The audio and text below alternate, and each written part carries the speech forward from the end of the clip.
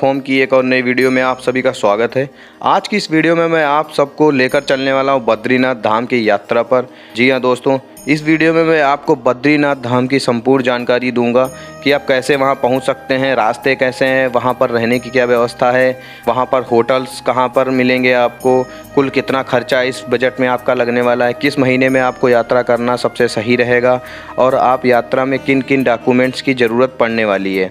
तो दोस्तों चलिए शुरू करते हैं आज की इस वीडियो को और आपको सारी इन्फॉर्मेशन प्रोवाइड करते हैं, तो आप वीडियो को लास्ट तक जरूर देखिएगा। और सबसे बात, इस वीडियो में आपको कुछ क्लिप्स मंदिर के अंदर की भी देखने को मिलेंगी, जिससे आपको थोड़ा सा आइडिया लग जाएगा। अगर आप भी कभी भी आप बद्रीनाथ धाम की यात्रा पर नहीं गए हैं तो आपको बद्रीनाथ बाबा के दर्शन भी इस वीडियो में आपको हो जाएंगे। तो दोस्तों चलिए शुरू करते हैं आज की इस वीडियो को। तो दोस्तों सबसे पहले हम जानेंगे कि बद्रीनाथ धाम की यात्रा पर अगर आप जा रहे हैं तो आपको किन किन डॉक्यूमेंट्स की ज़रूरत पड़ने वाली है। दोस्तों अगर आप बद्रीनाथ धाम ही नहीं बल्कि अगर आप चारों धामों में से किसी भी धाम की यात्रा करना चाहते हैं तो आपको एक यात्रा पास की ज़रूरत पड़ने वाली है। बिना यात्रा पास के आप यात्रा नहीं कर पाएंगे।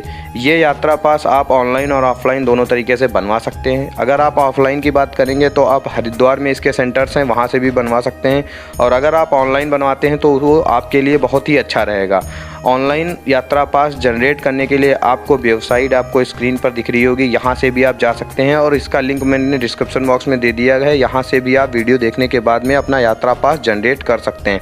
फिर भी अगर आपको कोई भी प्रॉब्लम आती है तो आप कमेंट बॉक्स में कमेंट करिएगा, मैं उसके लिए भी आपको एक सेपरेट वीडियो बनाकर प्रोवाइड करवा दूँगा। दोस्तों इसके अलावा अगर आप 50 साल की उम्र से अधिक हैं तो या फिर 50 साल है आपकी उम्र तो आपको एक मेडिकल सर्टिफिकेट की ज़रूरत होगी, जिसमें आपका बीपी, शुगर और आपका blood reports normal medical certificate होगा, जिसकी आपको बनवाना पड़ेगा और उसको अपने साथ में लेकर आपको जाना रहेगा। क्योंकि अगर कहीं चेकिंग होती है तो आपको बिना उसके आपको एंट्री नहीं दी जाएगी। तो दोस्तों इसके बाद अब हम बात करते हैं कि आपको किस महीने में बद्रीनाथ धाम की यात्रा करनी चाहिए। दोस्तों बद्रीनाथ धाम की यात्रा केदारनाथ धाम यात्रा के साथ ही शुरू हो जाती है। इस वर्ष केदारनाथ की यात्रा 25 अप्रैल 2022 से शुरू हो रही है और उसके 2 दिन बाद ही 27 अप्रैल 2023 से बद्रीनाथ धाम की यात्रा भी शुरू हो रही है। तो दोस्तों ये यात्रा दीपावली तक यानी नवंबर तक चलती है और अगर आप यात्रा करना चाहते हैं तो आप 27 अप्रैल से नवंबर तक यात्रा कर सकते हैं। जब तक आपके मंदिर के फाटक नवंबर में नहीं बंद हो जाते तब तक आप यहां पर यात्रा के लिए जा सकते हैं। इसके बाद नवंबर से अप्रैल तक लगभग 6 महीने मंदिर के कपाट बंद रहते हैं, क्योंकि यहाँ पर काफ़ी ज़्यादा स्नोफॉल होती है जिससे रास्ते ब्लॉक हो जाते हैं। तो दोस्तों 6 महीने की ये यात्रा रहती है आपकी। तो सबसे अगर हम बेस्ट टाइम की बात करें आप कब जा सकते हैं बद्रीनाथ धाम की यात्रा पर, तो दोस्तों अगर आप अप्रैल, मई, जून में यात्रा के प्लानिंग कर रहे हैं तो यह समय सबसे सही रहता है आपके लिए। लेकिन इस समय मंदिर के कपाट तुरंत खुले होते हैं, जिससे काफ़ी ज़्यादा भीड़ यहाँ पर आ जाती है और ज़्यादा भीड़ होने की वजह से होटल्स काफ़ी ज़्यादा यहाँ पर महंगे हो जाते हैं और खाने पीने की भी काफ़ी ज़्यादा कॉस्ट बढ़ जाती है। इससे आपको दर्शन में भी काफ़ी ज़्यादा परेशानी होती है। लंबी लंबी लाइनों में आपको लगना पड़ता है दर्शन के लिए, जिससे आपको काफ़ी ज़्यादा परेशानियों का सामना करना पड़ सकता है। तो आप इस समय को अवॉइड कर सकते हैं। अगर आप अवॉइड करना चाहते हैं तो आप इस समय को अवॉइड कर सकते हैं। इसके बाद अगर हम बात करें तो आप जुलाई, अगस्त, सितंबर में भी यात्रा कर सकते हैं, बट इस समय आपका मानसून सीज़न जो है वो स्टार्ट हो जाता है, बरसात का सीज़न स्टार्ट हो जाता है। तो यहाँ पर कभी कभी काफ़ी ज़्यादा बरसात होने की वजह से पहाड़ों के गिरने का खतरा बना रहता है और काफ़ी ज़्यादा प्रॉब्लम्स यहाँ पे क्रिएट हो सकती है। ट्रैफिक वगैरह की कभी काफ़ी ज़्यादा प्रॉब्लम्स इस महीने में होती है। तो इसके बाद अगर अब हम यात्रा करना चाहते हैं तो आपके पास 2 महीने बचते हैं, अक्टूबर और नवंबर के। तो दोस्तों सबसे सही अगर टाइम माना जाता है वो अक्टूबर और नवंबर का माना जाता है। यहाँ पर थोड़ी सी आपको ठंड ज़रूर बढ़ जाएगी वहाँ पर, बट आपके लिए ये बेस्ट टाइम रहेगा। और इससे भी पहले अगर हम बात करें तो आप सितंबर लास्ट में या मिड सितंबर से भी आप यात्रा की प्लानिंग कर सकते हैं, आप यात्रा पर जा सकते हैं। ये टाइम आपका बहुत ही सही रहेगा यात्रा के लिए, क्योंकि यहाँ पर आपको काफ़ी कम भीड़ देखने को मिलेगी, जिससे आपको होटल्स के रेट भी कम मिलेंगे और आपका रहना, खाना और दर्शन के लिए आपको लाइंस वगैरह भी लगने ज़्यादा ज़रूरत नहीं पड़ेगी। आपको ज़्यादा भीड़ भाड़ नहीं मिलेगी यहाँ पर, तो आपके दर्शन बहुत ही आसानी से हो जाएंगे, जिससे आपकी जो यात्रा है वो कम बजट में भी आप अपनी यात्रा को कंप्लीट कर पाएंगे। तो दोस्तों इसके बाद हम बात करते हैं कि आप किस तरीके से बद्रीनाथ धाम पहुँच सकते हैं। दोस्तों बद्रीनाथ धाम के लिए आपको सबसे पहले हरिद्वार पहुंचना होगा।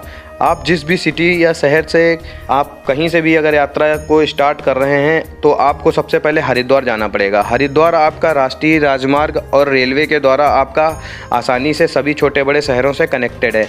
आप ट्रेन के द्वारा या बस के द्वारा आप हरिद्वार आसानी से पहुंच सकते हैं, बट अगर आपको बजट में यात्रा करनी है तो आप ट्रेन के द्वारा हरिद्वार पहुंच जाइए। और हरिद्वार से आपका बद्रीनाथ के लिए आपको बस के द्वारा ही यात्रा करनी पड़ेगी, बाई रोड ही आप यात्रा कर सकेंगे हरिद्वार से। तो दोस्तों आपको सबसे पहले आप हरिद्वार पहुंच जाएंगे, उसके बाद आपके पास 3 ऑप्शन रहते हैं। अगर आप यात्रा करना चाहते हैं तो यात्रा पर जाने के लिए आपको 3 ऑप्शंस रहते हैं। आप बस के द्वारा यात्रा कर सकते हैं, शेयरिंग टैक्सी के द्वारा यात्रा कर सकते हैं, या फिर आप अपने प्राइवेट व्हीकल से यात्रा कर सकते हैं। तो दोस्तों हरिद्वार रेलवे स्टेशन के बिल्कुल सामने ही आपका रोडवेज बस स्टैंड है, जहां से आपको हरिद्वार से बद्रीनाथ के लिए आपको कुछ डायरेक्ट बसें, प्राइवेट बसेस आपको आसानी से उपलब्ध हो जाएंगी।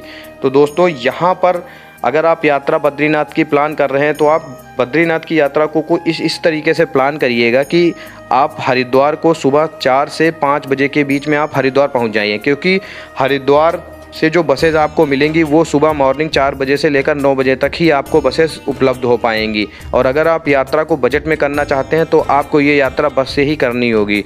दोस्तों तो आपको 9 बजे के बाद यहाँ पर कोई भी बसेस उपलब्ध नहीं होंगी। बहुत ही रेयर चांस है अगर आपको कोई बस यहाँ से हरिद्वार से बद्रीनाथ के लिए डायरेक्ट मिल जाती है। सुबह मॉर्निंग में एक 4:30 बजे बस हरिद्वार रोडवेज से आपको बद्रीनाथ के लिए डायरेक्ट मिल जाती है। हरिद्वार से बद्रीनाथ की जो दूरी है दोस्तों वो लगभग 310 किलोमीटर की रहेगी और आपको यहाँ पर लगभग 10 से 12 घंटे का समय लग जाएगा। और अगर आपको ट्रैफिक वगैरह मिल गया तो वो समय जो है आपके ट्रैफिक पे भी इफ़ेक्ट करेगा। तो दोस्तों आपका लगभग अप्रॉक्स अगर मान के चलते हैं तो आपसे 10 से 12 घंटे का समय आपका लगने वाला है आपकी इस यात्रा में। इसके बाद अगर आपको यहाँ से बसेस नहीं मिलती हैं तो आप ऋषिकेश से भी बसेस ले सकते हैं, वहाँ से भी आपको कुछ रोडवेज की बसेस मॉर्निंग में सुबह मिल जाती हैं। इसके बाद अगर आपकी बस छूट जाती है, आप यहाँ से डायरेक्ट बस नहीं ले पाते हैं, तो आपको दूसरा ऑप्शन ये रहेगा कि आप यहाँ हरिद्वार से जोशीमठ तक आप जाएंगे। जोशीमठ की जो हरिद्वार से जोशीमठ की दूरी है वो लगभग 227 किलोमीटर की है और आपका लगभग 8 से 10 घंटे का समय इसमें भी लगने वाला है, जिसका किराया लगभग आपका 700 रुपये रहेगा। और अगर आपको डायरेक्ट बस हरिद्वार से बद्रीनाथ तक की मिल जाती है, रोडवेज की सरकारी बस रहती है, तो इसका किराया आपका लगभग 800 रुपये रहेगा। इसके बाद अगर आप जोशीमठ पहुंच जाते हैं और जोशीमठ के बाद में आपको शेयरिंग जीप मिलेगी, जिससे आप 150 से 200 रुपये में आसानी से आप बद्रीनाथ पहुंच जाएंगे। और अगर आप प्राइवेट बसेस के द्वारा अगर आप यात्रा करना चाहते हैं तो उसका किराया लगभग आपका हरिद्वार से 1000 रुपये पर पर्सन का रहता है बद्रीनाथ तक, जिससे आपको वो आसानी से वहाँ पर उतार देंगी जाके। इससे भी प्राइवेट बस के द्वारा भी आपको पहुँचा जा सकता है, बट बसेस जो हैं प्राइवेट और सरकारी दोनों ही आपको लगभग 9 बजे तक ही मिलेंगी। इसके अलावा आपको हरिद्वार से शेयरिंग टैक्सी भी मिल जाएंगी, जिसका किराया लगभग 1200 से 1300 रुपये तक रहता है। और आप हरिद्वार से प्राइवेट टैक्सी भी करके बद्रीनाथ तक जा सकते हैं, जिसका किराया लगभग 6000 से 7000 तक रहेगा। और आपको टैक्सी 9 बजे के बाद भी आसानी से मिल जाएंगी, उसमें कोई भी प्रॉब्लम आपकी नहीं होगी, तो आप आसानी से आप बद्रीनाथ पहुंच जाएंगे। बट अगर आप यात्रा बजट में करना चाहते हैं तो मैं फिर से एक बार आपसे कहूँगा, आपको यात्रा बस के द्वारा ही करनी चाहिए, जिससे आपकी यात्रा बजट में आपकी हो सके। तो दोस्तों अब आप बद्रीनाथ पहुंच चुके हैं। इसके बाद आप होटल्स की अगर हम बात करें तो होटल्स वहां पर आपको 3 ऑप्शंस मिलते हैं। आपको GM VM के होटल्स मिल जाएंगे, जिसमें आपको रूम मिलेगा वो लगभग 800 रुपये का मिलेगा और डोरमेट्री आपको 600 रुपये की मिलेगी। और अगर हम प्राइवेट रूम्स की बात करें वो 1500 से 2000 रुपये के बीच में आपको प्राइवेट रूम्स मिल जाएंगे। वहाँ पर कुछ धर्मशालाएँ भी हैं, अगर आपको उन धर्मशालाओं में रूम मिल जाता है, अवेलेबल होता है, तो आपको वहाँ पर धर्मशाला का जो रेट रहेगा वो आपको डोरमेट्री का लगभग 300 रुपये और 500 से 800 रुपये के बीच में आपको 700 रुपये के बीच में आपको वहाँ पर रूम भी मिल जाएगा। और डोरमेट्री आपको 300 रुपये पर पर्सन के हिसाब से आपको डोरमेट्री भी आसानी से उपलब्ध हो जाएगी।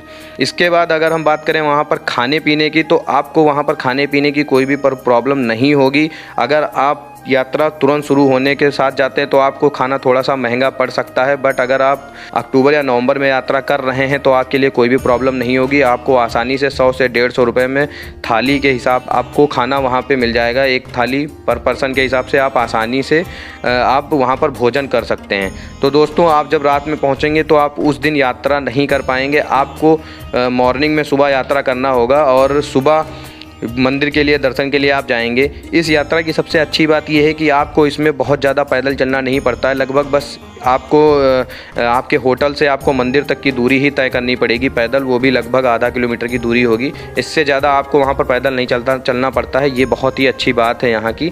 और आप जब सुबह उठेंगे तो आप जब यात्रा के लिए जाएंगे मंदिर के दर्शन के लिए, तो वहाँ पर मंदिर के पास ही एक तप्त कुंड है। वहाँ पर आपको गर्म पानी मिलता है, जो वहाँ पर आप स्नान कर सकते हैं और स्नान करने के बाद में आप मंदिर के दर्शन के लिए लाइन में लग सकते हैं। तो दोस्तों अब हम बात करते हैं कि आपका इस यात्रा में कितना टोटल दिन लगने वाले हैं और कितना खर्चा आपका होने वाला है। तो दोस्तों इस यात्रा में आपके जो लगभग 2 रातें और 3 दिन का समय आपका यहाँ पर लगने वाला है। तो दोस्तों हम यहाँ पर कुल बजट की बात करें तो आप यहाँ पर जब स्टे के लिए स्टे की अगर हम बात करें तो आपको 300 रुपये पर बेड के हिसाब से आपको डोरमेट्री मिल जाएगी धर्मशाला में। वहाँ पे आप आसानी से रुक सकते हैं 2 दिन के लिए। तो टोटल आपका यहाँ पर स्टे में 600 रुपये खर्च होगा और फूड पर आपका पर डे 200 रुपीज़ खर्च होगा। मॉर्निंग और इवनिंग में आप 100 रुपये की प्लेट जो मिलती है उसको आप अगर खाते हैं तो आपका 200 रुपये पर डे के हिसाब से आपका खर्च होगा। तो आपका 3 दिन का लगभग 600 रुपये आपका फूड पे खर्च हो जाएगा। और अगर बस के किराए की बात करें तो आप अगर हरिद्वार से सरकारी बस से आप आते हैं डायरेक्ट बस से रोडवेज की, तो वो आपका 800 रुपये एक तरफ का किराया है, जिससे आपको लगभग 1600 रुपये देने पड़ेंगे दोनों तरफ के। तो अगर हम टोटल की बात करें तो लगभग आपका 2800 रुपये आपका पर पर्सन यहाँ पर आपका इस यात्रा में टोटल बजट रहने वाला है। इस बजट को आप अप्रॉक्सीमेटली मानकर चलिए, इसमें आप 100-200 रुपये और भी ऐड कर सकते हैं। तो लगभग 3100 आपका यहाँ पर बजट रहने वाला है पूरी यात्रा में। इससे ज़्यादा आई थिंक आपका खर्चा नहीं होगा इस यात्रा पर। तो आप आसानी से इस यात्रा को बजट में कर सकते हैं। आप वीडियो को पूरा अगर अभी तक आपने देख लिया है तो आपसे रिक्वेस्ट है आप वीडियो को लाइक ज़रूर करिएगा और चैनल को सब्सक्राइब कर लीजिए, बिकॉज मैं इसी तरीके से आप सभी यात्रा प्लान की जानकारी आपके साथ शेयर करता रहता हूं। और आप कमेंट करके ज़रूर बताइएगा अगर आपको कोई भी प्रॉब्लम होती है और अगर आपको कोई भी इन्फॉर्मेशन चाहिए और वीडियो किस तरीके की बनी है तो आप ज़रूर इसमें कमेंट करिएगा, जिससे मैं आप लोगों के लिए एक बेटर कंटेंट यहाँ पे बना सकूँ, आपके लिए अच्छी वीडियोज़ आगे मैं ला सकूँ आगे। तो चलिए दोस्तों आज की वीडियो में इतना ही, मिलते हैं नई वीडियो में। जय बद्री विशाल, जय महादेव, हर हर महादेव।